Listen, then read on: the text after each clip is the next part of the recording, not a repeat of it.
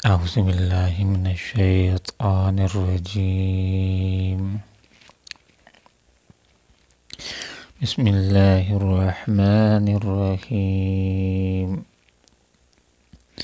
ان فی اختلاف اللیل والنہار وما خلق اللہ فی السماوات والارض لآیات لقوم یتقون۔ صدق اللہ العظیم۔ سبحانک لا علم لنا الا ما علمتنا انک انت العلیم الحکیم۔ ان بے شک فی اختلاف الٹ پھیر میں، اللیل رات کے، والنہار اور دن کے، وما اور اس میں جو خلق بنایا اللہ تعالیٰ نے، فی السماوات آسمانوں میں، والارض اور زمین میں، لآیات لازمند نشانیاں ہیں، لقوم ان لوگوں کے لیے جو یتقون ڈرتے ہیں۔ اللہ رب العالمین نے دن کو بنایا، اللہ رب العالمین نے رات کو بنایا، اور ان دونوں کے انسان کے لیے بہت سارے فائدے ہیں۔ دن ہوتا ہے، روشن ہوتا ہے، اور انسان اس کے اندر محنت کرتے ہیں، کام کاج کرتے ہیں، عبادات کرتے ہیں، اور اپنی زندگی کو ترقی دیتے ہیں۔ رات ہوتی ہے، دن کا تھکا ماندہ ہارا انسان رات کو آرام کرتا ہے، سکون کی نیند سوتا ہے، اس کو راحت ملتی ہے، اور رات کی خاموش گھڑیوں کے اندر تہجد کی فضیلت والی نماز پڑھ کر کے اللہ رب العالمین کے یہاں اجر و ثواب کا مستحق بھی ٹھہرتا ہے۔ ان فی اختلاف، بے شک الٹ پھیرن میں، یکے بعد دیگرے، ایک دوسرے کے پیچھے آنے جانے کے اندر لوگوں کے لیے توحید کی نشانیاں ہیں کہ رات بھی اور دن بھی دونوں برابر اپنے اپنے مقررہ اوقات کے ساتھ آتے ہیں۔ ایسا نہیں ہوتا کہ ایک دوسرے کے اوپر عملہ آور ہو جائیں، رات کا 1 بجا ہو اور اچانک سورج آ جائے، دن آ جائے اور رات ختم ہو جائے، ایسا نہیں ہوتا۔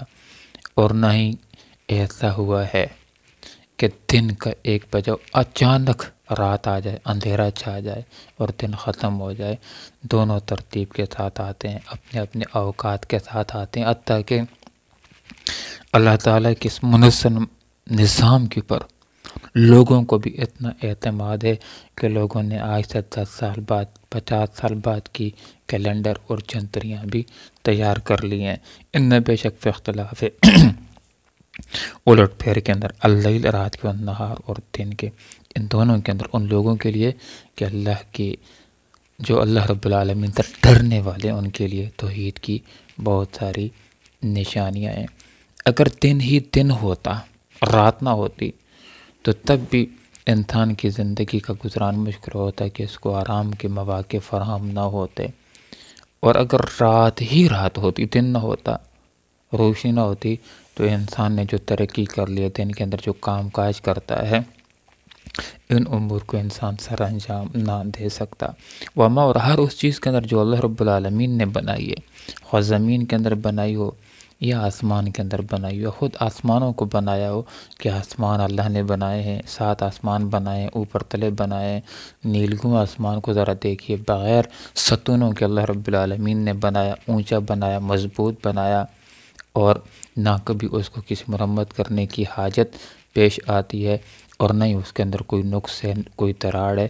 ان چیزوں کے اوپر انسان غور و فکر کرتا ہے تو انسان اللہ کی توحید تک پہنچ جاتا ہے۔ اسی وجہ سے امام ابو حنیفہ رحمہ اللہ کا یہ مسلک ہے کہ ایک آدمی جو کونوں خطروں کے اندر رہتا ہے، دور دراز رہتا ہے، جنگلوں کے اندر رہتا ہے، جس تک نبی کی دعوت نہیں پہنچی ہے، اس کے اوپر بھی اپنی عقل اور فہم کی بنیاد کے اوپر کائنات کے اندر غور و فکر کر کے اپنے آپ کو شرک سے بچانا واجب ہے، اور توحید کے اوپر ایمان رکھنا اس کے لیے واجب ہے۔